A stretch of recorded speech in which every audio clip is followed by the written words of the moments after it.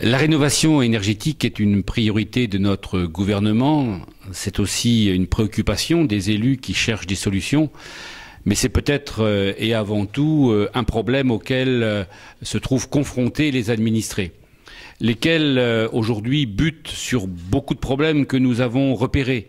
Le défaut de conseil, la difficulté à comprendre la technique, à savoir quels travaux réaliser, quelles démarches administratives, quel mode de financement, quel meilleur bouquet énergétique. Bref, il y a une foultitude de questions qui sont autant d'obstacles qui, à l'arrivée, débouchent généralement sur l'abandon.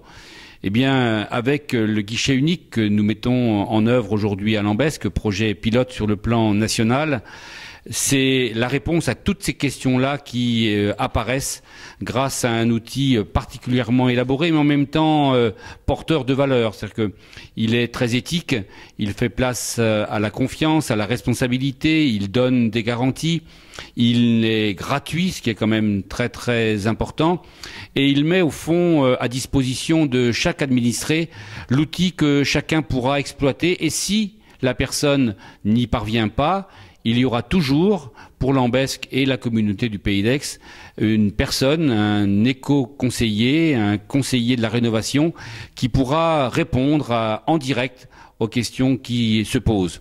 Le but étant, bien évidemment, d'accélérer le processus de rénovation qui est aujourd'hui urgent eu égard à l'augmentation rapide du tarif de l'énergie en France. Je viens d'abord pour donner une visibilité nationale à ces expériences, ensuite pour en retenir des bonnes idées, puisqu'on est dans un processus national aujourd'hui de débat sur la transition énergétique qui va déboucher sur une loi de programmation et que l'État veut s'appuyer aujourd'hui sur l'innovation et les expériences qui existent dans les territoires pour réussir.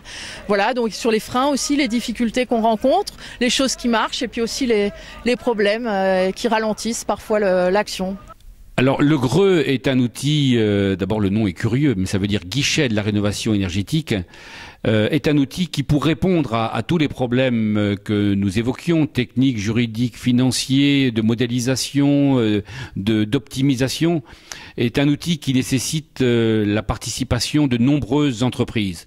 Bien évidemment, en particulier, il y a celles qui contribuent au financement, je pense au crédit foncier, à l'assurance, la SMA BTP, mais également des entreprises qui ont établi les logiciels qui permettent d'avoir des modèles pour que nous ayons des diagnostics absolument parfaits, qui aident aussi dans des choix quand on hésite dans le meilleur rapport qualité-prix entre d'un côté une technique et ce que ça rapporte en économie d'énergie et une autre.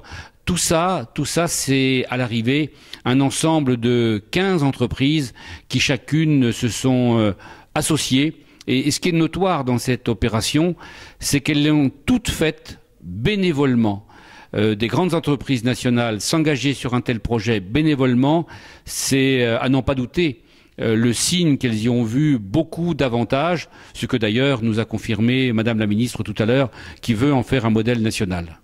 Je profite de ce moment pour remercier M. Bucchi d'avoir accepté notre proposition d'être pilote du déploiement de ce guichet de la rénovation énergétique de la ville de Lambesc, qui a comme ambition de devenir le guichet national donc de la rénovation énergétique.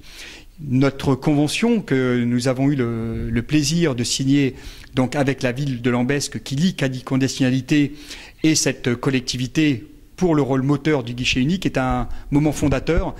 Et la présence de Madame la Ministre et le soutien de Madame la Ministre est un élément important qui va contribuer à continuer à dynamiser l'ensemble de l'investissement de nos partenaires industriels, assureurs, banquiers, services de l'État, pour mener à bien cette opération qui repose sur, dans un premier temps, 32 opérations pilotes significatives, de 32 lotissements sur lesquels il y a un fort potentiel de travaux de rénovation énergétique.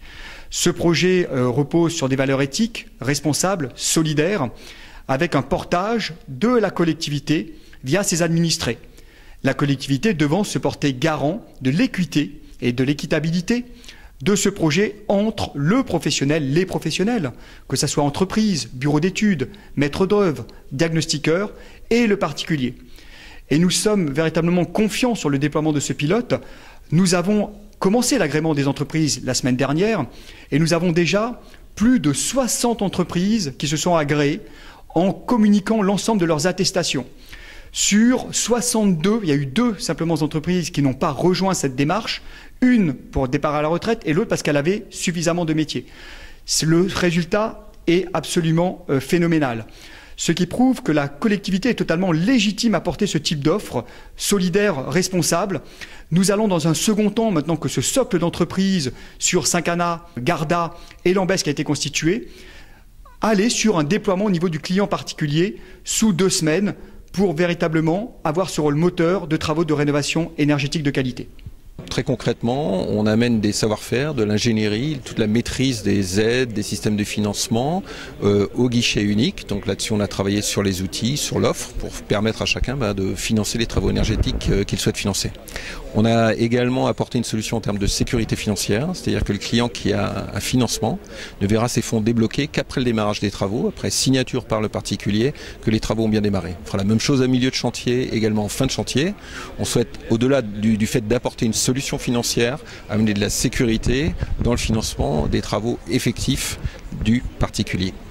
Au-delà en effet de l'aspect énergétique, il est important de s'adresser aussi aux entreprises du bâtiment qui vont devoir se structurer par rapport à appréhender la notion d'offre globale de la rénovation. Donc apprendre à travailler ensemble, à répondre à la performance énergétique des différents bâtiments, que ce soit dans le neuf ou de la rénovation. Donc c'est réellement un signe fort qui est donné aux entreprises françaises aujourd'hui.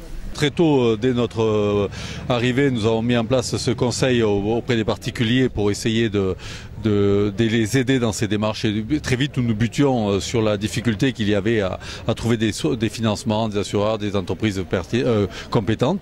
Et je pense que c'est un aboutissement. Je pense qu'il faut aller plus loin maintenant.